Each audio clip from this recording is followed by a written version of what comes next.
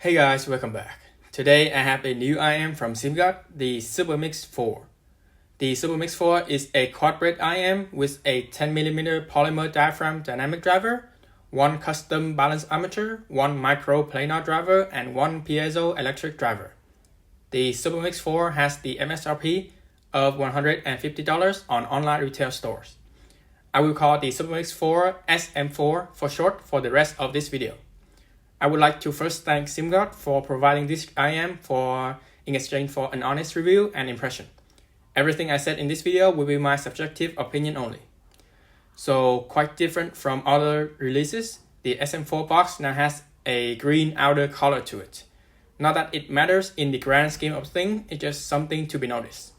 The content of the box includes the IM themselves, a 2-pin cable with a 3.5mm termination, a carrying case, 3 pairs of silicone ear-tips, and some papers. The carrying case is quite basic with a pill-shaped and a soft PU leather outer, similar to the EA500 and EA500LM case. So the SM4 shells are made out of fully black resin with metal faceplate. The shell feels very light on the hand and it definitely does not feel flimsy or cheap. Simgot keeps the design of the faceplate relatively simple by just engraving a small circle with a small hole as a back vent. The nozzle is a smooth tube with no lip to hold onto the tips. Inside of it is 3 smaller tubes for the sound to come out. To me, the SM4 feels very comfortable in the ear with decent isolation. I can wear this IM for many hours straight with no problems. The cable is quite decent. It is a 2-course cable with 3.5mm single-ended termination. Inside each core is 2 more separated cores. It feels soft enough, not too weighty, and just has a little bit of memory. The quality of this cable seems to sit between the LM cable and the EA1000 cable. For the tips, personally, I feel like the stock tips don't do justice for the SM4, as I feel like it is compressing the overall stage a little bit. That's why I've opted for a short and wide bore tips like the Wizard SS20. Before going into the sound impression, I would like to mention that the SM4 has reverse polarity, judging by the impulse response in the measurements. That's why in this review, I've rotated the 2 pins by 180 degrees. I use the lighter to soften the ear hooks of the stock cable. Tonality-wise, the SM4 has a harmonish U-shape-ish tuning. Going by the graph, it is apparent that the SM4 follows the Harman IE target very closely. But it also has a bit more sub-bass and a high treble region, which gives the SM4 a bit of U-shape-ish tuning. Let me break it down further. So let's start with the bass. The SM4 has a sub-bass over mid-bass presentation. There is a lot of sub-bass quantity. The sub-bass reaches deep with sufficient lingering decay. The sub-bass may be a lot, but it doesn't sound like it is encroaching or looming over the mid-range. Subjectively, it can be a bit distracting, but I wouldn't say it is overwhelming. In Why So Serious, the sub-bass drop feels tight, well-controlled, has good rumble and air movement. It doesn't have too much reverberation, just enough. The mid-bass, on the other hand, is decently boosted. It gives bass instruments enough body to let you know that they are there, but they don't have much authority behind them. The mid-bass has average texture, like they lack a bit of roundness or fullness to the notes. Cello and double bass sound quite nice, with decent string plucking sensation. With AC/DC, the kick drums sound incisive, but not very grand or not much oomph behind the hits. This is where you can easily feel the so-called bass tuck the most. The dynamic driver in the SM4 has good transient speed. It is not sluggish, so when pairing that with a not too boosted mid-bass, it does not sound like it is too bloated and stays in line with the rest of the driver setup. Overall, clean and coherency seems to be what Simgot aiming for with the bass region. But personally, I would have liked a bit lower sub-bass and more mid-bass presence, so that bass instruments would have more life to them. Another thing to look out for is that with an impedance of 7.2 ohms, the SM4 is really susceptible to change with sources that have high output impedance. By the rule of 8, with sources that have impedance over 0.9 ohm, it can change the frequency response of the SM4. The SM4 is one of a few rare cases that I prioritize using a 3.5mm single-ended port rather than a 4.4 balance port, because usually the 4.4mm port has a higher output impedance. So here is the result when I use the SM4 with a 75 ohm adapter. As you can see, the changes mostly happen in the bass region. By using a source with a high output impedance or with an impedance adapter, it will make the SM4 more bass heavy or more euphonic. The effect will of course be lessened with a lower impedance. It can be fun on one side, but it can be quite overwhelming on another. Next, let's go into the midrange. What hit me first when listening to the SM4 is how clean the midrange is. There is no bass bleed, it is clean, lean but not particularly thin. The notes still have that enveloping, weighty feeling to them. The positioning of the vocal feels a bit laid back. The SM4 seems to prioritize female vocals more than male vocals. So bass baritones or deep male vocals can sound quite lean. It's not too detrimental as it's quite dependent on the songs or what you are looking for. If I'm listening to, let's say, Frank Sinatra or Michael Bublé, then yes, they don't sound quite as lush. However, with the wider range of men's core or mixed core in the orchestra tracks, where you would need a balance between them and the rest of the instruments, then the SM4 can convey their emotion just fine. Female vocals, on the other hand, from contralto, mezzo to soprano, all sound wonderful with the SM4. The SM4 leans to their advantage, with contralto trading a bit of their usual depth and chesty tone to sound a bit more vibrant, while mezzo and soprano sound even more dazzling, yet still sound realistic.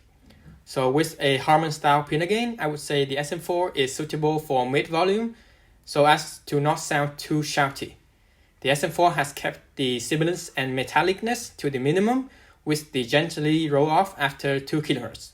This makes the SM4 way less harsh than the EA lineup from Simgot. Instruments, on the other hand, sound decent. They have a smooth and natural timbre to them. Violin and viola sound particularly smooth, yet vibrant with each bow stroke. Piano has a light and even tone to it. Tom drums sound clean as well, but they lack sort of weightiness to them. So the tone of these instruments sound correct, but the note weight or density is a bit lacking. One thing I got to give the SM4 credit for is that all the instruments don't have a view presentation to them. As for the treble on the SM4 is kind of a mixed bag for me. On one side, it is relatively smooth with no harsh peaks to it, but on the other side, the quality or the timbre aren't as great. This may be partially because I've used 1DD or hybrid IM for so long, so the use of PCT for the treble region does give the SM4 this special zing to it. It didn't take me long to get used to it. I would say the overall treble is quite nicely done, suitable for a wide range of audience, just not for hardcore treble heads out there. It is well extended and airy enough without having to use fake detail boosted picks. So cymbals have a soft bite and good sizzling to them while not sounding splashy. Hi-hats sounds very natural with a gentle buzz or wispiness to it. Technicality-wise, the soundstage of the SM4 leans more towards being wide and high rather than being deep. The layering is only decent because I feel like the instruments aren't very clear-cutted. Detail retrieval, on the other hand, is honestly great. The smoothness of the frequency range means that there is no masking of details or anything. Overall, the SM4's technical performance is only slightly above its price range, not fully being a market disruptor type of thing. Onto the comparison, since I don't have any other quad bridge to compare, I will just compare the SM4 with the rest of the lineup from Simgot. Let's start with the Simgot EA500LM. Compared to the SM4, the LM sounds more V-shaped. It has more bass and more upper treble. The bass now has more authority to them on the LM. The lingering sensation of the subbass is more amplified, whereas mid-bass texture is only a bit better on the LM. The mid-range, on the other hand, the SM4's mid-range feels less lean, less metallic and less sibilance than the LM. The LM's mid-range feels even more recessed. Vocals sound smoother and less edgy on the SM4. And for the treble, the LM may have more treble than the SM4, but the SM4 has a bit more refined treble. Cymbal and hi-hats decaying feels more natural and less crunchy. Technicality-wise, the SM4 is a level above the LM in terms of soundstage and stage presentation. The second IM I will compare is with the EM6L. So when A-ing the two, the EM6L sounds way more colored than the SM4. The SM4 sounds more mature in comparison. The bass of the EM6L now sounds warmer, more enveloping, but the mid-bass also sounds muddier.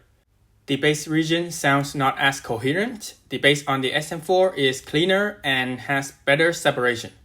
The mid-range is a bit warmer. The note weight is more on the EM6L, which is a plus point, but it also sounds more veal, which is a minus point. Male vocals, although sound lusher on the EM6L, they don't sound as effortless and as transparent. Female vocals are just straight up better on the SM4. The EM6L really traded a lot in exchange for a meatier lower mids. The treble is smoother, airier, and more refined on the SM4.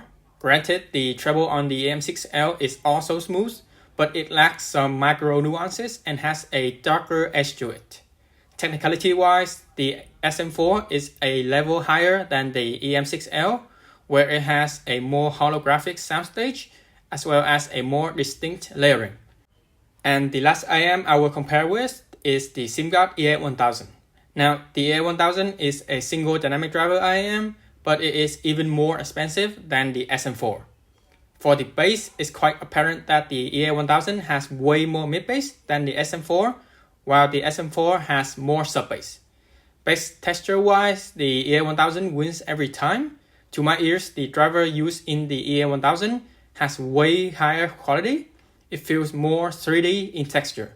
How the EA1000 reproduces the bass hits, the cello, the trumpet, the lower fundamentals of many instruments gives me goosebumps way more frequently than the SM4. Kick drums have way more authority to them and more sense of control.